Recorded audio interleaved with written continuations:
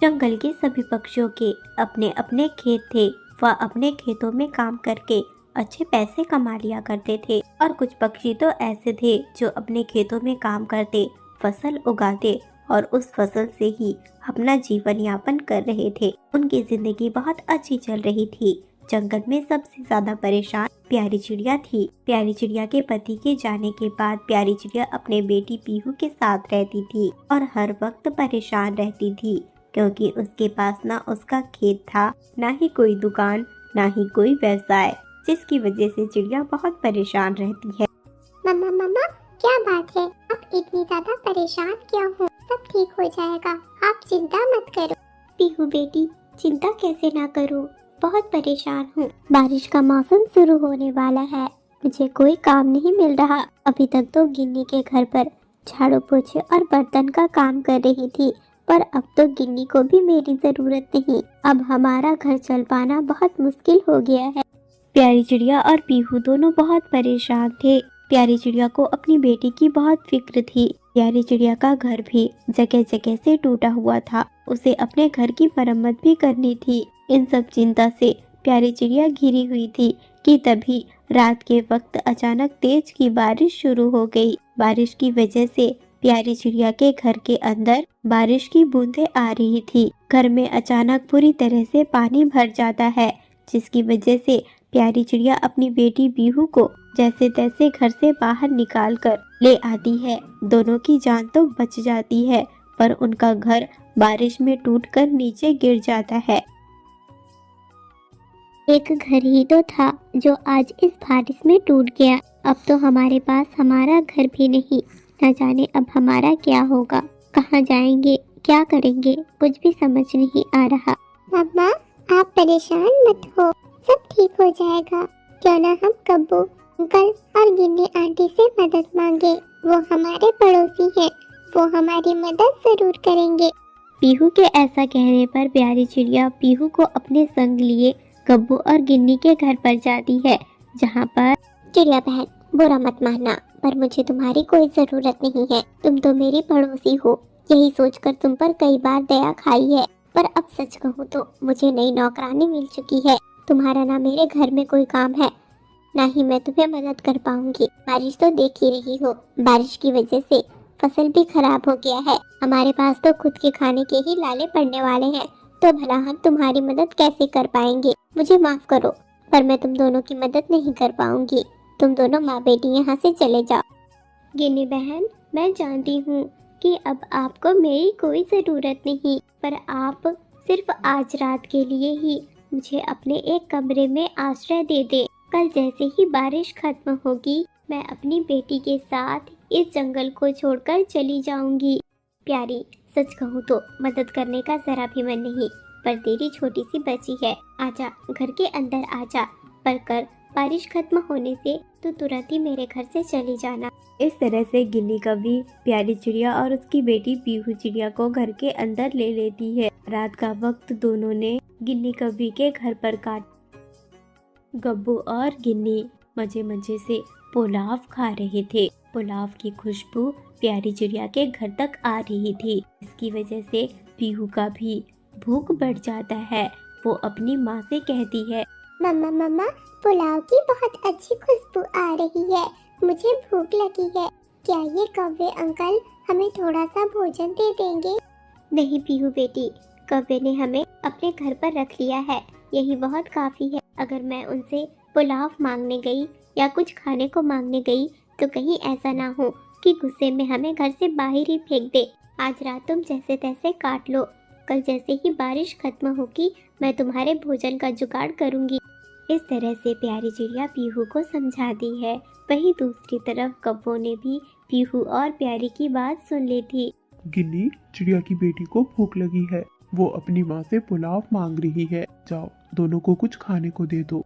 अरे कब्बू जी, इन सब चीजों की जरूरत नहीं, और वैसे भी पुलाव खत्म हो गया है। थोड़ा सा पुलाव बचा हुआ है, वो मैंने अपने सुबह के लिए बचा कर रखा है। आप जानते हो ना, मैं गर्भवती हूँ और मुझे बहुत भूख लगती है। भूख की वजह से मेरा तो हालत ही खराब होने लगता है। सुबह होते ही सबसे पहले खाना खाती हूँ, उसके बाद ही कोई काम मुझसे होता है। जाने दो उन्हें, उन्हें क्या भूख लगेगी? रहने को छत नहीं था, छत दे दिया वही काफी है। सुना नहीं क्या तुमने चिड़िया की बात? इस तरह से कहते हुए गिन्नी कभी कब्बू को भी मदद करने के लिए मना कर देती है। रात गुजर जाती है। अगली सुबह होते ही बारिश रुक गई थी। गिन्नी कव्वी ने प्यारी चिड़िया और उसकी बेटी पीहू को घर से जाने को कह दिया था, जिसके बाद प्यारी चिड़िया अपनी बेटी पीहू को लेकर दूसरे जंगल की ओर निकल चुकी थी। काफी समय तक लगातार उड़ान लगाने के बाद प्यारी चिड़िया एक दूसरे ही जंगल में पहुंच गई थी, जहां उसकी मुलाकात डॉक्टर बुलबुल से होती है। ठीक है चिड़िया, मैं तुम्हें और तुम्हारी बेटी दोनों को अपना दूसरा वाला घर रहने को दे दूंगी, और तुम्हें मेरे खेतों के आम का बहुत अच्छी तरह से ध्यान रखना है। मेरे खेत के आम बिल्कुल भी खराब नहीं होने चाहिए, ना ही कोई दूसरा पक्षी मेरे आमों को नुकसान पहुंचाए। मैं अपने आमों को बहुत अच्छी कीमत में बेचती हूँ।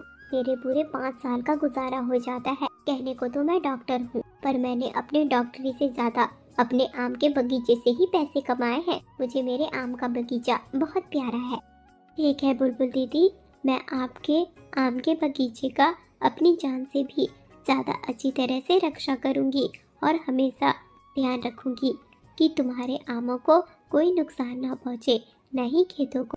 ठीक है, तो तुम जब अपने काम के लिए मतलब मेरे बगीचे में जाओगी आम की रक्षा करने के लिए, उस वक्त के लिए अपनी बेटी पीहू को मेरे घर पर छोड़ देना। वहाँ मेरी बेटी है बॉबी, दोनों बच्चे साथ में खेलेंगे, ठीक है? बुलबुल की बातों को सुनने के बाद प्यारी चिड़िया और उसकी बेटी पीहू उस घर में जाकर रहने लगती है, जो कि बुलबुल डॉक्टर का था। चिड़िया वहाँ किराए पर रह रही थी। चिड़िया को इसके घर के बदले बुलबुल के खेतों में काम करना था, आम के बगीचे की देखभाल करनी थी और उसे महीने का 1 बोरी अनाज भी मिलने वाला था। अगली सुबह होते ही प्यारी चिड़िया बुलबुल के आम के बगीचे में पहुंच जाती है। बुलबुल चिड़िया के आम के बगीचे का प्यारी बहुत अच्छी तरह से ध्यान रख रही थी। दिन गुजरते गए, आम अब बड़े बड़े हो गए थे। एक दिन जब बुलबुल आम के बगीचे में आई,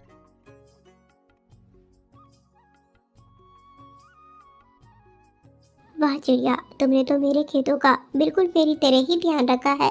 बगीचा बिल्कुल हरा भरा और बहुत ही खूबसूरत है। मैं बहुत खुश हुई, पर अब इन आमों को तोड़ने का वक्त आ गया है। मैं कल ही जाकर मार्केट में आम के भाव पता करके आऊंगी, जिसके बाद मैं अपने आमों को बेच दूंगी। बुलबुल दीदी, आप जब अपने आमों को बेच दोगे तो फिर उसके बाद मेरा क्या ही काम होगा?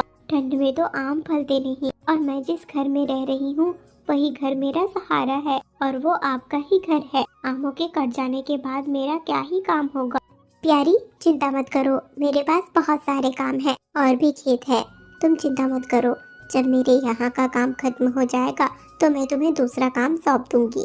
इस तरह से कहने के बाद बुलबुल वहाँ से चली जाती है।